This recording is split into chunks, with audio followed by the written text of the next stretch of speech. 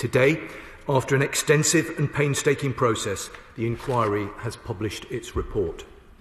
The inquiry has found that those who were involved in the assassination attempt against Sergei Skripal were morally responsible for Dawn's death, and that deploying a highly toxic nerve agent in a busy city was an astonishingly reckless act.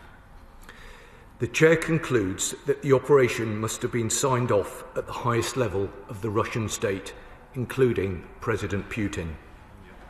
Now, in respect to the emergency services treatment of Dawn, the inquiry found that she received entirely appropriate medical care, but that tragically her condition was unsurvivable. In terms of preventability, the Chair has concluded that the government's public health advice following the attack on the Skripals was reasonable.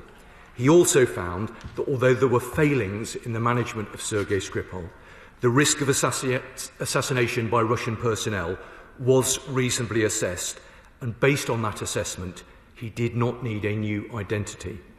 The Director General of MI5 recently highlighted Russian state actors turning to proxies for their dirty work, recruiting disposable individuals on social media platforms, instructing them via encrypted apps, and then offering payment in cryptocurrencies.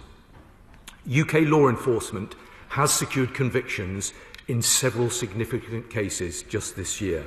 6 individuals spying for Russia, 6 men involved in an arson attack on a warehouse supplying Ukraine, an individual who attempted to offer services to Russian intelligence, and a former MEP who accepted bribes to promote pro-Russian narratives in the EU Parliament.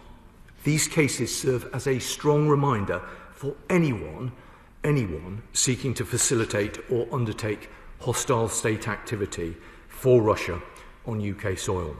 We've specified Russia on the enhanced tier of the Foreign Influence Registration Scheme to make it even more challenging to conceal relationships with the Russian state. And Madam Deputy Speaker, I can now announce that the government is going further. Today, my right honourable friend, the Foreign Secretary, has imposed a further cost on the Russian regime by sanctioning the GRU under the Russia sanctions regime, along with several associated individuals.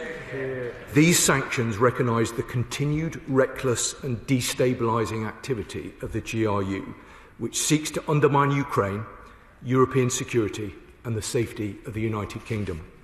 They will include sanctions against 8 GRU officers under the cyber sanctions regime and 3 GRU officers under the Russia sanctions regime who have been implicated in hostile activity across Europe. We are also summoning the Russian ambassador to hold Russia to account for its responsibility for the tragic death of a British citizen.